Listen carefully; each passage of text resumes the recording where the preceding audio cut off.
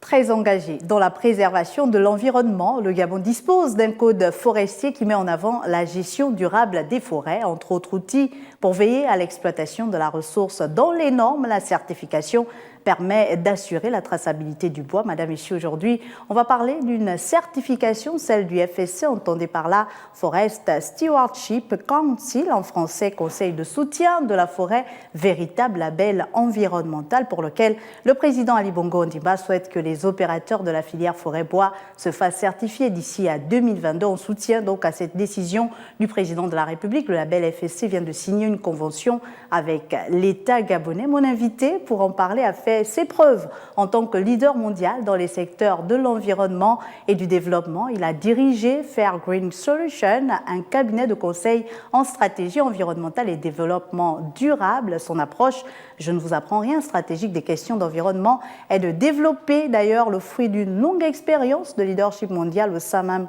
du WWF. Aujourd'hui, il est le directeur général du FSC, monsieur Kim Carstensen. Bienvenue sur ce plateau de Gabon 24. Merci beaucoup. Alors, voici planter une sorte de biographie de vous. J'espère avoir été fidèle à ce que vous êtes. Oui, c'est tout à fait vrai. J'ai travaillé plus que 20 ans pour le WWF et après ça, je suis le directeur général de l'FSC. Alors, une renommée qui vous précède donc en tant qu'expert des questions environnementales et de développement. Quelle est aujourd'hui la plus-value finalement du FSC par rapport aux autres certifications qui existent?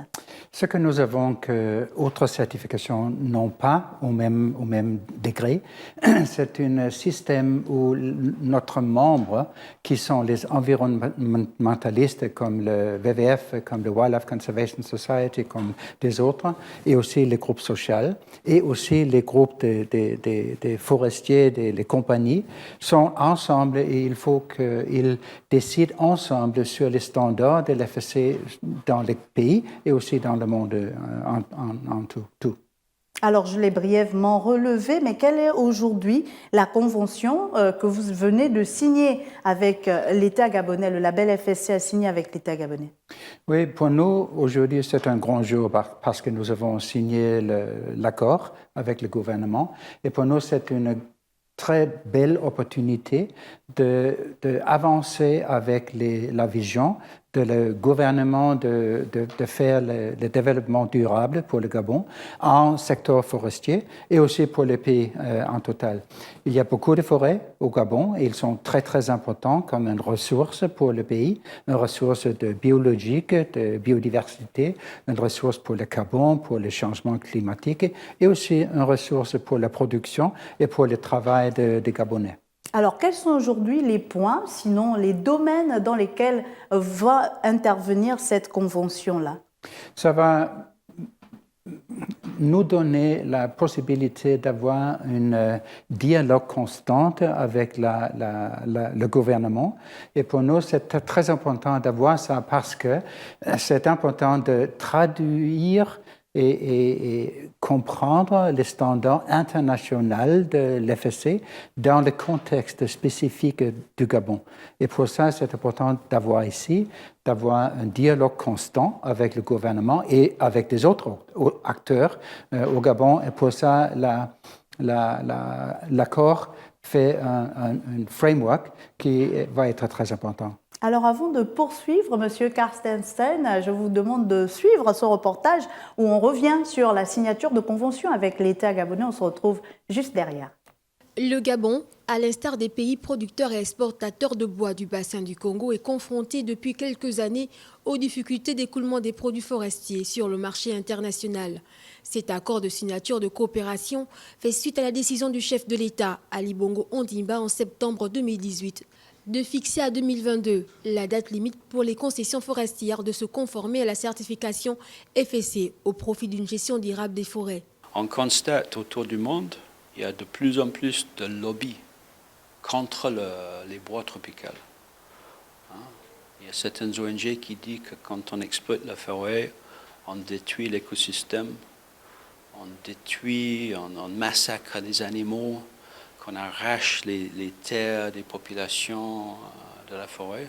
Si on veut continuer à vendre notre bois à l'international, à l'avenir, on aura besoin de cette validation internationale des bons principes au Gabon. Avec la certification de toutes les concessions du pays au label FSC, le gouvernement marque ainsi sa volonté d'améliorer et promouvoir le Made in Gabon. Le Gabon qui fait d'ailleurs partie des meilleurs élèves en matière de gestion durable des forêts à l'échelle mondiale. L'accord est un signe d'appui de notre part pour les visions du gouvernement gabonais. Le Gabon, un exemple pour l'Afrique centrale et aussi pour l'Afrique en tout. Le Forest Stewardship Council, FSC, est une ONG internationale déjà présente dans plusieurs sociétés forestières du pays. Son objectif principal est d'encourager une gestion forestière écologiquement adaptée, socialement bénéfique et économiquement viable partout dans le monde. Le FSC qui a donc pour objectif d'encourager une gestion forestière durable, écologiquement adaptée, socialement bénéfique et économiquement viable partout dans le monde. Alors peut-être...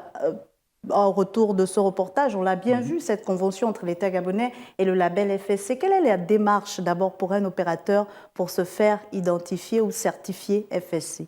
Il faut qu'on développe un plan d'aménagement pour les forêts, un plan d'aménagement qui a des objectifs environnementaux, des objectifs sociaux, et qu'on développe des systèmes pour être en mesure d'implémenter, de faire réalité de ce plan d'aménagement. Il faut qu'on travaille avec une agence de certification, que nous ne donnerons pas les certificats nous-mêmes. Nous développons les standards et il y a des bureaux de certification qui font la certification. Il faut parler avec eux et pour ça, on peut avoir un processus pour être en mesure de faire la certification après 2 mois, après 6 mois, après 1 an. Ça va différer entre les cas.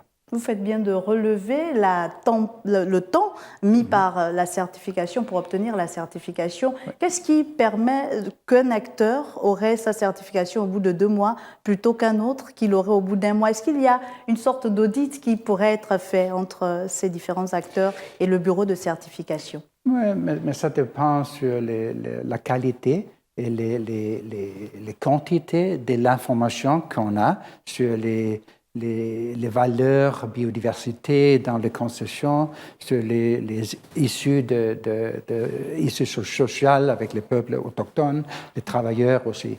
Oui.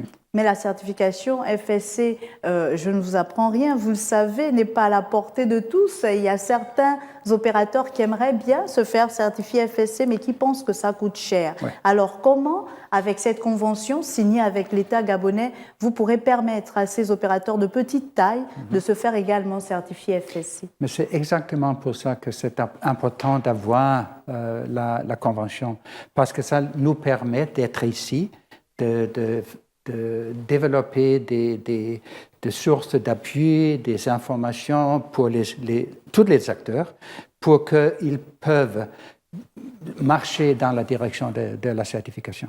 La certification, c'est un fait, ça assure la traçabilité de la ressource du bois, pour le citer, mais est-ce que finalement se certifier au label FSC permet d'ouvrir aux opérateurs économiques vers des destinations vers de plus grands marchés, par exemple? La certification est très importante pour les marchés en Europe, en Amérique du Nord et quelque part de l'Asie aussi. Et pour ça, c'est très important qu'à travers la certification, on peut vérifier la qualité de production, la qualité d'aménagement des forêts et la qualité sociale, qualité environnementale. Et ça, c'est très important pour les marchés. Et la certification donne la vérification de tous ces processus. Alors, il y a certains opérateurs économiques, certains exploitants forestiers qui sont déjà certifiés avec d'autres certifications comme PEFC. Qu'est-ce que vous pourrez leur dire? Pourquoi est-ce qu'ils pourraient avoir déjà 2 certifications, donc PEFC et FSC, ou est-ce qu'il faudrait qu'ils abandonnent une au profit de l'autre, notamment de la FSC? On peut avoir les deux. Il n'y a pas d'impossibilité d'avoir les deux, mais pour la certification de l'FSC, c'est le plus reconnu dans les marchés. Pour ça, c'est important. Ça donne des opportunités dans les marchés que l'autre certification ne donne pas. Et aussi, il y a plus de crédibilité des autres parce qu'il y a des groupes d'environnementalistes, de social, des producteurs qui décident ensemble sur les standards. Il y a la certification FLEGT, par exemple, que l'Union européenne a mis en avant lorsqu'il y a eu la formation de l'Union. Est-ce que cette certification viendrait pouvoir aider la certification FSC à s'établir ou bien ce serait un frein? C'est-à-dire que pour le marché européen, est-ce que le Gabon gagnerait plutôt à se faire certifier FLEGT plutôt que FSC? La certification FLEGT est très importante pour les marchés européens, mais c'est seulement une certification de légalité. Et l'égalité, ce n'est pas tout. Il y a aussi la durabilité. Et l'FSC donne plus que la légalité. L'égalité, c'est pas de l'FSC. Et pour ça, la FLEGT et l'FSC sont très complémentaires. Mais au-dessus de ça, on a aussi la perspective de la durabilité qui sont très, très importantes pour les marchés et pour les firmes qui achètent le bois de Gabon ou des autres pays africains. Est-ce qu'il n'y a pas la possibilité, j'y arrive, pour le label FSC que vous dirigez, de travailler avec des certifications locales, par exemple nationales? Comme on a vu, le Gabon a une certification qui est sortie récemment. Est-ce que vous ne pouvez pas accompagner finalement ces acteurs de l'environnement à promouvoir la certification locale, ou bien vous avez juste l'objectif d'imposer un peu, en quelque sorte en griffe, la certification FSC? C'est très important que les systèmes de certification sont commensurables, qu'on peut faire un et ce n'est pas un travail tout à fait différent de faire l'autre. Pour nous, nous croyons que la reconnaissance des marchés sont plus forts que pour les FSC et la qualité de certification, c'est le mieux. Mais c'est très important pour nous de parler avec les autres aussi. Et c'est pas on fait ça et on ne peut pas faire ça du tout. Alors, peut-être nous expliquer en termes de cette convention, qui a été signée, quelles sont les actions qui sont donc prévues à court, moyen et long terme pour le suivi finalement de l'effectivité des points relevés dans la convention? Oui, on a déjà développé les standards pour le Gabon et des autres pays de l'Afrique centrale. Il faut développer ces standards plus. Il faut discuter les spécialités des forêts gabonais pour voir ces concepts comme intact forest landscape, paysage intact des forêts. Comment est-ce qu'on peut développer ces concepts pour la situation au Gabon? Il faut discuter ça. Il faut aussi discuter comment est-ce qu'on peut faire les produits de Gabon plus reconnus dans les marchés européens ou asiatiques ou Amérique du Nord. Et pour ça, on va coopérer avec le gouvernement et les autres acteurs pour faire ça possible. Est-ce qu'il y aurait finalement une contrainte? On l'a vu, le président de la République, Ali Bongo Ondimba, veut que les opérateurs, exploitants forestiers et même qui interviennent dans la filière forêt-bois industriel et autres puissent se faire certifier au plus tard en 2022 à la certification FSC. Est-ce qu'il y aurait finalement une contrainte pour ces opérateurs-là d'adopter votre certification? On ne sait pas déjà vraiment parce qu'il y a un diagnostic de le statut actuel de la qualité des concessions. Et le gouvernement est en train de faire ça. Quand on a les résultats, on peut analyser et puis on peut voir que sont les difficultés, que sont les points de contrainte et on peut faire des trainings, on peut faire des discussions pour comment est-ce qu'on peut développer le système pour overcome ces contraintes. Aujourd'hui, il y a certains acteurs qui diraient que est-ce que la certification serait le plus important au lieu de la transformation d'abord d'abord de la ressource bois, parce qu'il y a le défi que le Gabon s'est lancé de transformer la ressource sur place et qui voudrait arriver jusqu'à la 3e transformation de cette ressource-là. Est-ce que finalement, l'intérêt serait aujourd'hui d'abord de parler de certification ou de voir la plus-value en termes de transformation même de bois sur place? La certification, c'est un élément. Il y a des autres éléments qui sont aussi très, très importants. Les capacités de production, la qualité de production, les jobs qui peuvent être créés dans ce secteur. Et pour nous, la certification est un élément d'une grande solution qu'on va chercher ensemble.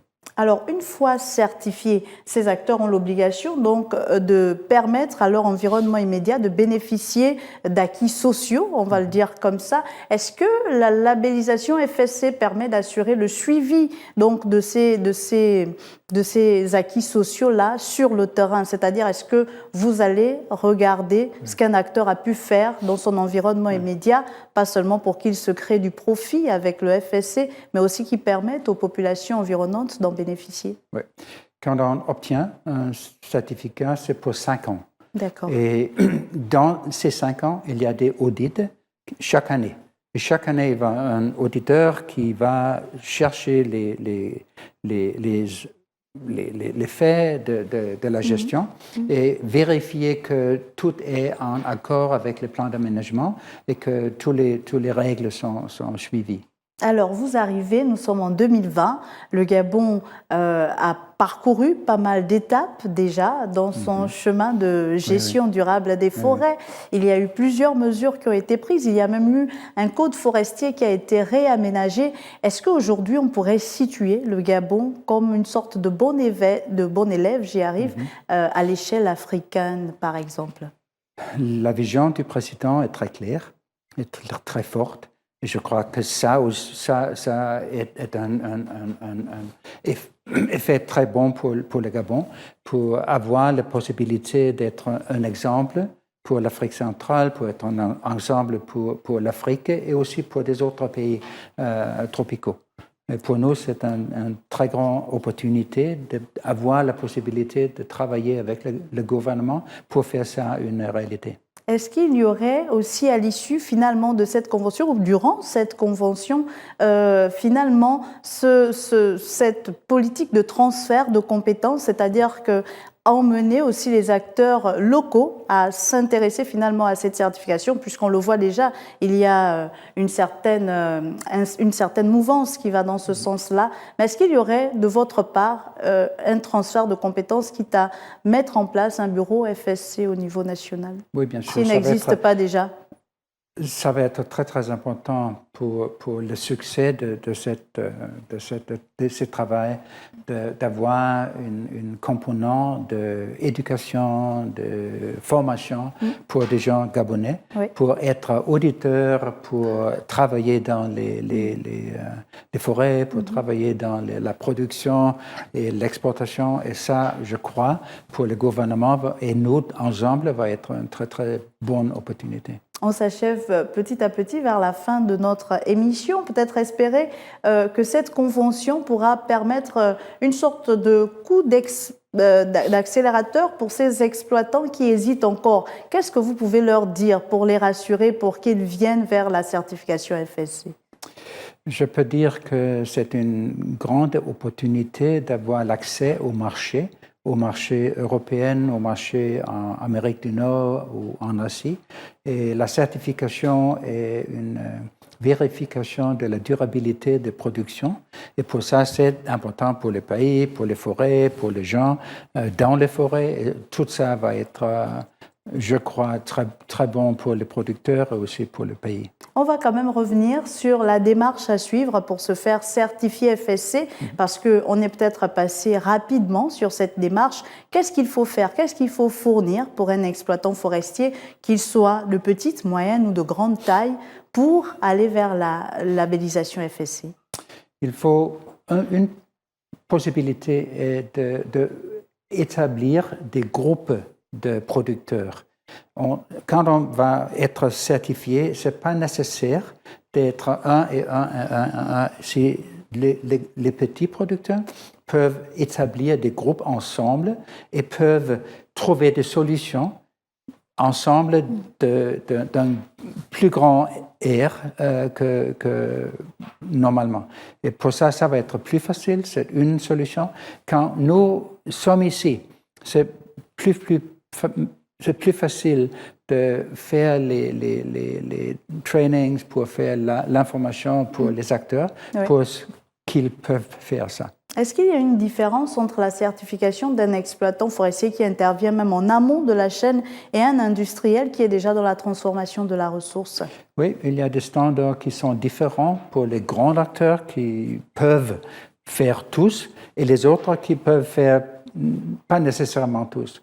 Et nous avons des systèmes pour les petits opérateurs pour qu'ils peuvent être dans le système de certification. On a par exemple ici au Gabon la zone économique spéciale de Coq. Je pense que vous en savez quelque chose là-dessus, où il y a un hub d'opérateurs économiques qui se sont lancés dans l'industrialisation du bois, la transformation de la ressource au niveau national. Est-ce que le FSC a pensé aller vers eux au niveau de la G16 ou a pensé à d'autres petits opérateurs ou opérateurs de petite taille? J'insiste sur le mot pour qu'il ne soit pas péjoratif, au niveau même de l'intérieur du pays, pour faciliter aussi la procédure vers la labellisation. On a déjà des dialogues et les conversations avec des acteurs, les opérateurs à Ngok. Et pour nous, c'est une très bonne opportunité pour faire des liens entre des acteurs forestiers et les acteurs industriels en pays. Et nous savons qu'il y a des acteurs dans la zone industrielle qui ont un intérêt d'appuyer les autres dans les forêts pour aller dans le processus de certification. Est-ce que, hormis le Gabon, le FSC avait déjà signé des conventions avec d'autres pays de la sous-région Afrique centrale de cette envergure, ou est-ce que c'est une première? Sinon, si ça avait déjà été fait, quels sont les pays où vous étiez déjà dans un passé récent? Nous avons aussi un accord avec la République du Congo, mais l'accord qu'on a signé aujourd'hui, c'est le plus grand et le plus important au moment dans l'Afrique centrale. D'accord. Merci à vous, Kim Karstesten. Je rappelle que vous êtes donc le directeur général du FSC international. Vous êtes au Gabon dans le cadre d'une convention avec l'État gabonais sur la certification, ou du moins la labellisation à la certification FSC. Et merci à vous, chers téléspectateurs, d'avoir été des nôtres. Je vous dis donc à très vite sur Gabon 24.